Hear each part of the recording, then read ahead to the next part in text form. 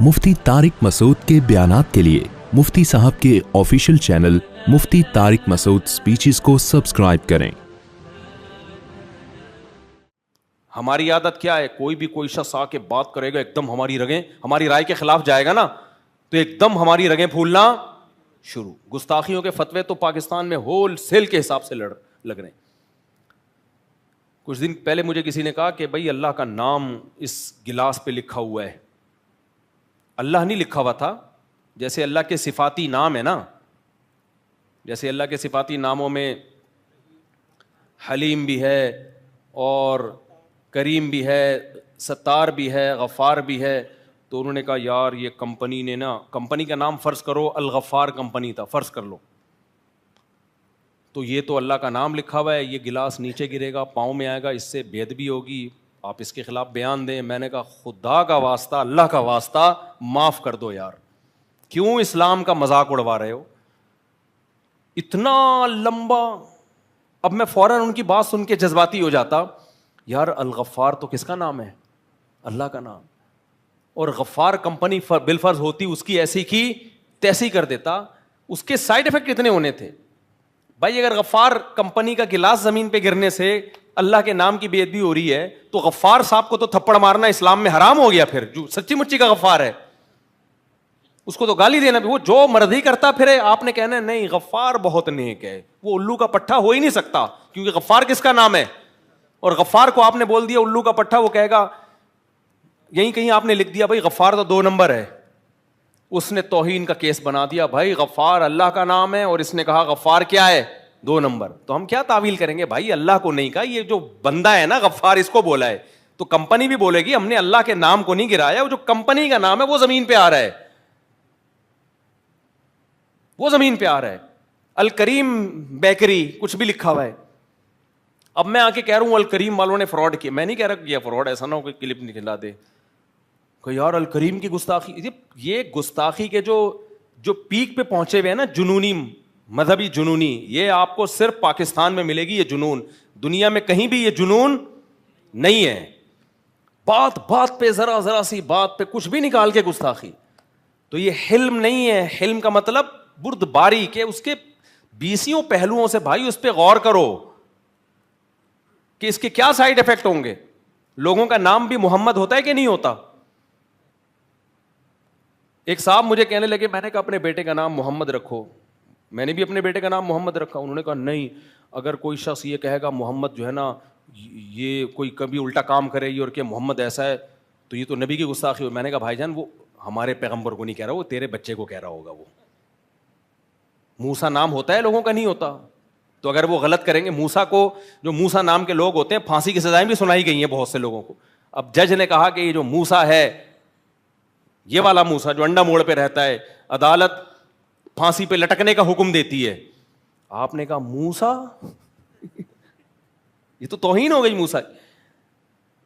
تو جیسے نام کو جب کسی کا نام پڑ جائے تو یہ اس کا نام ہے، اس موقع پہ یہ اللہ کا نام نہیں ہے۔ ایسے ہی کمپنی پہ اگر اللہ کے صفاتی نام میں سے کوئی نام لکھا ہوا ہے اور اللہ کے نام کی حیثیت سے نہیں لکھا، وہ کمپنی کے نام کی حیثیت سے لکھا ہے یا کسی بندے کے نام کی حیثیت سے لکھا ہے، تو بھائی اس کے وہ حکام نہیں ہوں گے جو کس کے ہیں؟ اللہ کے حکام ہیں۔ کتنے لوگوں پہ اس طرح توہین کے کیس ہوئے ہیں کہ اسٹیکر پہ کچھ لکھا ہوا تھا، کچھ بھی لکھا ہوا تھا نا، وہ آپ نے کسی کے گھر پہ باہر جا کے اسٹیکر لگا دیا، پمفلٹ لگا دیا، اس کا نیا کلر ہوا ہے، اس نے دیکھا میرے مکان کی ایسی کی تیسی ہو گئی، اس نے جا کے وہ پمفلٹ پھاڑ، اس نے تھوڑی پڑھتا کہ اس کو اندر کیا لکھا ہوا ہے، وہ کہیں نیچے گرا ہے، کہیں پانی میں، اس پہ کہیں نبی کا نام لکھا ہوا تھا، تو کیس کر دیا اس کو کہ توہین رسالت کا۔ اور کیس میں پتہ ہے کیا ہوتا ہے ایسے موقع پہ؟ ایس ایچ او بھی ایف آئی آر کاٹنے پر مجبور ہے، اس کو پتا ہے میں نے ایف آئی آر نہیں کاٹی تو یہ کٹے نہ کٹے میں پہلے کٹوں گا۔ یہ اوریجنل واقعات بتا رہا ہوں آپ کو میں۔ S H O F I R کاٹنے پر مجبور، وہ بندہ جس نے ساری زندگی نبی صلی اللہ علیہ وسلم کے نام کا احترام کیا، ساری زندگی وہ ناموس رسالت پہ ڈٹا رہا، وہی توہین رسالت کے کیس میں کہاں جا رہا ہوتا ہے؟ جیل کے اندر جا رہا ہوتا ہے۔ S H O F I R کاٹے گا لازمی، پھر کیس جائے گا جج کے پاس، تو جب جج کے پاس کیس جاتا ہے نا، باہر اتنا کراؤڈ عدالت کے باہر کھڑا ہوتا ہے، کیونکہ پروپیگنڈا کر کے نا لوگوں کو کہ اس نے توہین کی ہے, دیکھو اللہ کے نام کو زمین پہ, اللہ کے نبی کے نام کو اس نے زمین پہ ڈالا, اس کی کوئی نیت نہیں ہوتی, دور دور کا کوئی ارادہ نہیں ہوتا اس بیچارے کا, وہ صرف اس بیس پہ اس نے پمفلٹ پھاڑا ہے کہ میری دیوار کیا کر رہے ہیں یہ لوگ, خراب کر رہے ہیں. تو جب جج کے پاس کیس جائے گا تو جج کو پتا ہے کہ میں نے اگر اس کیس میں اس کو بری قرار دے دیا تو لوگ اس کو بھول جائیں گے, یہ سارا مجمع کس پہ چڑھے گا, میرے اوپر. دو بے گناہ لوگوں کو نا اس طرح جیل کے, جو یہ تو میں نے براہ راست وکیل سے سنا ہے, یہ وکیل کا نام میں ہائی لائٹ نہیں کر سکتا, وکیل کہہ رہا ہے, جو مجرم کا وکیل ہے نا, جو مجرم نہیں تھا یعنی جس پہ الزام لگا تھا, اس کا وکیل کہہ رہا ہے مجھے پتا ہے کہ میرا جو موکل ہے وہ بے گناہ ہے, لیکن میں نے اپنی گردن بچانے کے لیے اس کو جیل بھجوا دیا, کیونکہ باہر اتنا کراؤڈ نا کورٹ کے باہر, لوگ کہہ رہے ہیں اگر یہ بچ گیا نا تو تجھے نہیں چھوڑیں گے, ہم وکیل کو نہیں چھوڑیں گے. تو یہ حلم بردباری ہے, بولو, یہ من حیث القوم اجلت بازی ہے. وہ جو قرآن کہہ رہا ہے نا کہ ان الانسان خلق ہلوعا, جل باز ہے, تو قوم بھی جل باز, اور انفرادی طور پر بھی ہم کیا ہیں, جل باز. کوئی نہیں دیکھ رہے, کوئی سینس استعمال نہیں کر رہے, اور اسی جل بازی پہ لیبل کیا لگا ہوا ہے, عشق رسول کا. یہ اور بڑا جرم کہ جو غلط کام کر رہے ہو آپ. ہمارے نبی کیا جل باز تھے؟ اگر جل باز ہوتے تو صلح حدیبیہ میں کافروں کی شرائط مانتے کیا آپ صلی اللہ علیہ وسلم کے علم میں یہ تھا کہ ابھی کافروں کی شرائط ماننے میں وقتی نقصان ہے ہمارا, فیوچر کس کو, فیوچر میں فیور اس کا کس کو ملے گا, ہمیں ملے گا. کوئی بات نہیں, دب کے ان کی شرائط قبول کر لی آپ نے. دبنے کا مطلب یہ ہے کہ ظاہری طور پر دب, یعنی ظاہری طور پر تو ایسا لگ رہا تھا کہ صحابہ دب کے شرائط قبول کر رہے ہیں, لیکن انجام کس کے حق میں بہتر ہونے والا تھا, مسلمانوں کے حق میں. تو کئی بے گناہ لوگ اس چکر میں اندر پھنسے ہوئے ہیں, جو داڑیاں ہیں ان کی, نماز پڑھتے تھے, لیکن کسی نے بھی اپنی ٹھڑک نکالنی ہو. آپ یار ابھی کا اس ہفتے کا واقعہ بتاؤں میں, 3-4 دن پہلے ایک ٹریفک پولیس والا آیا وردی میں, یہی صحن کی بات ہے, اسی مسجد میں, کہتا ہے میرے بھائی کو توہین رسالت کے کیس میں اندر کر دیا ہے. رو رہا تھا وہ, کہہ رہے اس سے خدا کی قسم توہین نہیں کی ہے اس نے, ذو معنی الفاظ اس کی زبان سے نکلے ہیں, کسی نے اپنی دشمنی نکالی, وہ معافیاں مانگ رہا ہے, چیخ رہا ہے کہ اللہ کی قسم میں نبی کا گستاخ نہیں ہوں. بھائی ہر آدمی کو بولنا نہیں آتا کہ کس وقت کیا بولنا ہے. کہہ رہے اس کو اٹھا کے اندر کر دیا, کسی پنجاب کے کسی گاؤں کا کیس بتا رہا, ابھی اسی ہفتے کی بات ہے. یہیں آیا ٹریفک, وہ وردی میں ہی تھا نا, ایسا بوکھلایا ہوا. میں نے کہا کہ میں قانونی طور پر جو مجھ سے ہو سکا میں آپ کے ساتھ تعاون کروں گا. وکیلوں کا بتا دیا اس کو, یہی کر سکتے ہیں اور کیا کر سکتے ہیں. تو ایک ہو تو آدمی کرے بھی نا اس کی مدد, ایک ہو تو آدمی اس کی مدد کرے. تو ہر جگہ آپ نے جس سے ٹھڑک نکالنی ہے کچھ بھی لگا دو اس کو. تو قومی سطح پہ بھی حلم کسے کہتے ہیں, بردباری, برداشت. ہم یہ نہیں کہہ رہے کہ لوگوں کو اجازت دے دو کہ نبی کی توہین کریں, نا نا نا نا نا بھائی, توہین کا دعویٰ کرنے میں آپ جلد بازی مت کریں, اگلے کو ایکسپلینیشن کا موقع دیں, آپ اس کو موقع تو دیں کہ کیا بولنا چاہ رہا تھا, منہ سے کیا نکل گیا. ہمیں حدیث میں اس کی مثالیں ملتی ہیں کہ ایک شخص کلمہ کفر نہیں بولنا چاہ رہا تھا, منہ سے کلمہ کفر نکلا, لیکن اس کو مہلت دی گئی ہے. حدیث میں اس کی مثالیں ہیں. ایک مثال تو اس وقت فوری طور پہ میرے ذہن میں ہے, نبی صلی اللہ علیہ وسلم نے فرمایا پچھلی امتوں میں ایک شخص کا جانور گم ہو گیا. مثال دی نبی نے نا کہ ایک شخص جو ہے, اللہ کو توبہ اتنی پسند ہے کہ جیسے کوئی شخص ریگستان میں ہو, اس کا اونٹ اور ساز و سامان گم ہو جائے اور وہ موت کے انتظار میں لیٹ جائے اور آنکھ لگ گئے اسی اسنا میں. جب آنکھ کھلی ہے تو اس نے دیکھا کہ اس کا اونٹ اور سب کچھ اس کے سامنے, تو کتنا خوش ہوگا نا. تو اللہ کے نبی نے فرمایا اسی طرح جب کوئی بندہ توبہ کرتا ہے تو اللہ اس سے بھی زیادہ خوش ہوتے ہیں. اس حدیث میں آخر میں ہے کہ وہ بندہ اتنا خوش ہوا کہ اس نے کہا اے اللہ تو میرا بندہ اور میں تیرا خدا. ٹھیک ہے نا, یہ کلمہ کفر ہے یا نہیں ہے؟ لیکن آپ صلی اللہ علیہ وسلم نے غصے سے نہیں یہ بات فرمائی کہ وہ بندہ کہہ رہا ہے اللہ تو میرا بندہ اور میں تیرا خدا. آپ نے فرمایا اخطأ من شدت الفرح, اتنا خوش ہوا تھا کہ خوشی میں اس کو پتہ ہی نہیں کہ میں زبان سے کیا نکال رہا ہوں. یہاں لوگ کہتے ہیں نہیں اس کو پتا ہونا چاہیے میں زبان سے کیا نکال رہا ہوں. بھائی بعض دفعہ نہیں پتا ہوتا انسان کو کہ میں زبان سے کیا نکال رہا ہوں. اس کو جلد بازی میں کوئی بات ہوئی ہے اس کو موقع تو دو. اور یہ لوگ خود جب ان کی زبانیں لڑکھڑاتی ہیں نا پھر چوڑے میں آتے ہیں. جو دوسروں کے ساتھ کر رہے ہوتے ہیں وہی ان کے ساتھ ہوتا ہے, وہی ان کے ساتھ ہونا شروع ہو جاتا ہے. تو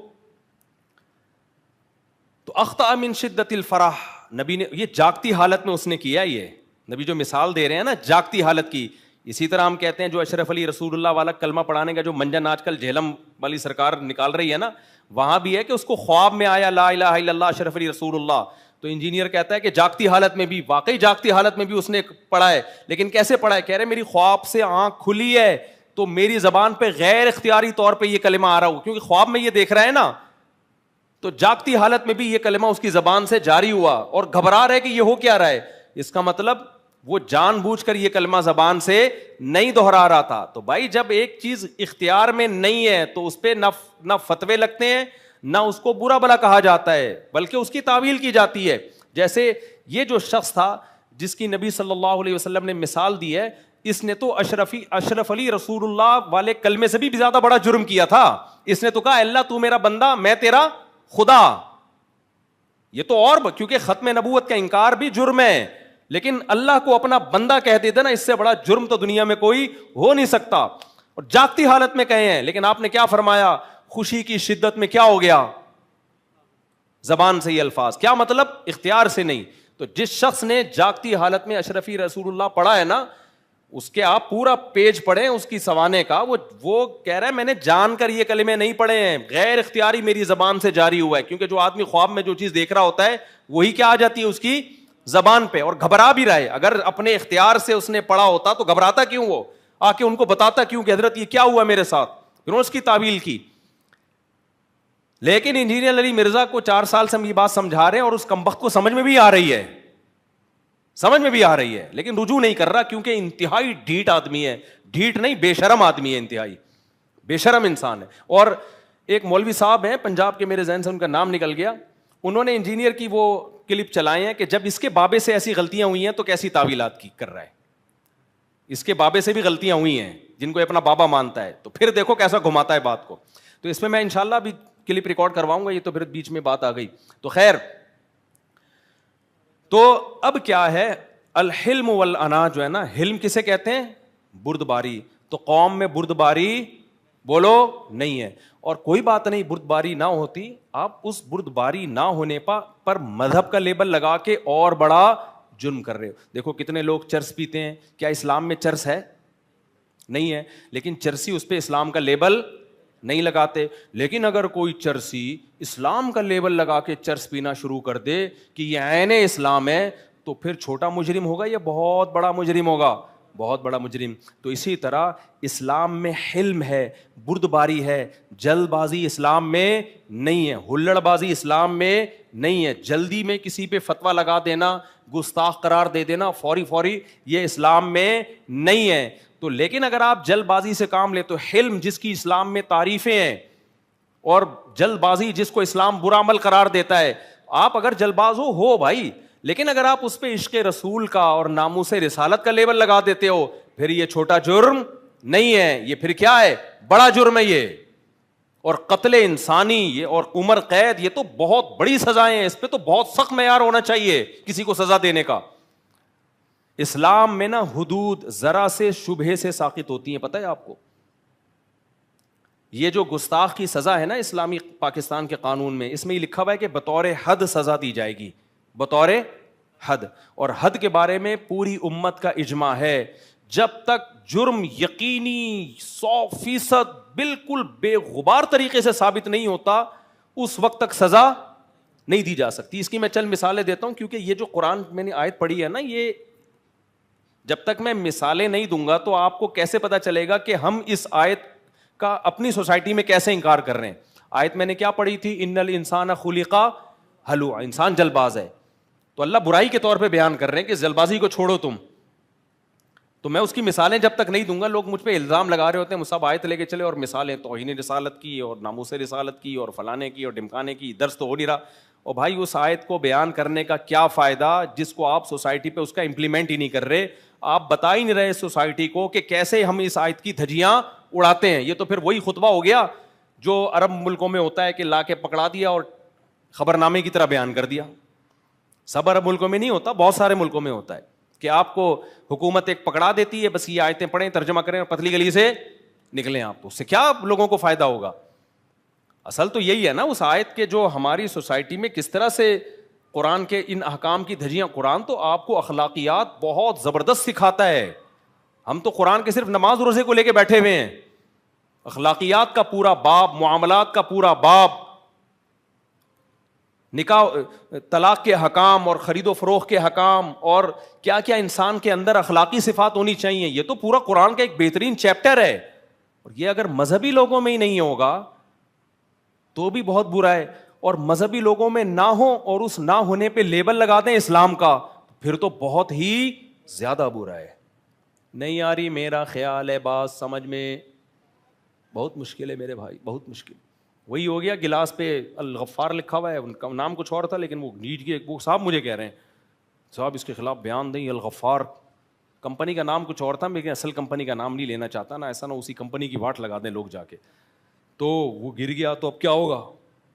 توہین ہوگی اللہ کے نام کے. میں نے کہا بھائی الکریم بھی نام ہوتا ہے بس, اور رحیم بھی بہت سے لوگوں کا نام ہوتا ہے, کمپنیوں کے نام بھی رحیم ہوتے ہیں, کریم ہوتے ہیں, کیا کیا کرو گے بھائی؟ تو کریم تو فراڈ کر ہی نہیں سکتا. لوگ کہیں گے یہ کریم فراڈی, اللہ کا نام ہے کریم, اس کا احترام کرو. بھائی ہم کریم صاحب جو ہیں وہ ان کی بات کر رہے ہیں. جب اللہ کے نام کے, جیسے حلیم وہی ہے, لوگوں نے شوشہ چھوڑ دیا تھا کہ حلیم کو حلیم نہ کہو, دلیم کہو. ایک صاحب نے کہا آپ دلیم کھاتے ہو, میں نے کہا یہ کیا ہوتا ہے؟ کہہ رہے ہیں حلیم کو دلیم. میں نے کہا ہم حلیم کو حلیم ہی بولتے ہیں بھائی, جو ہے وہی بولیں گے. کہہ رہے نہیں حلیم اللہ کا نام ہے. میں نے کہا جب حلیم کو حلیم کہا جاتا ہے اس وقت کسی کا بھی ذہن اس طرف نہیں جاتا کہ یہ کس کا نام ہے؟ اللہ کا نام ہے. جیسے موسیٰ کا لفظ عربی میں اس طرح کو بولتے ہیں بلیڈ کو, جس سے حلق کرتے ہیں نا, عربی میں موسیٰ کسے کہتے ہیں؟ بلیڈ کو کہتے ہیں.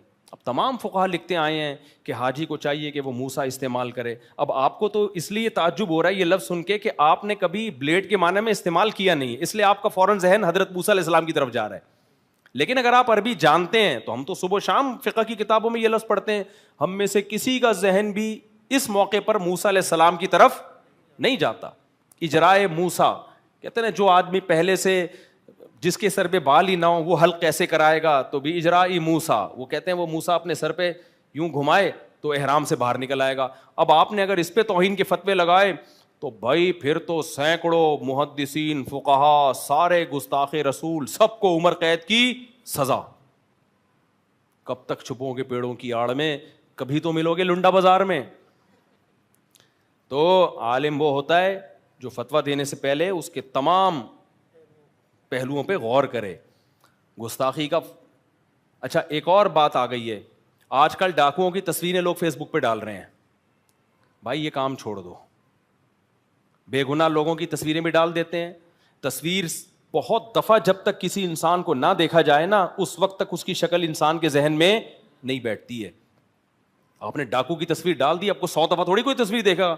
اس جیسے 20 لوگ ہیں, بہت سے لوگ اس جیسے لگ رہے ہوتے ہیں, کوئی بھی اپنا غصہ نکال سکتا ہے.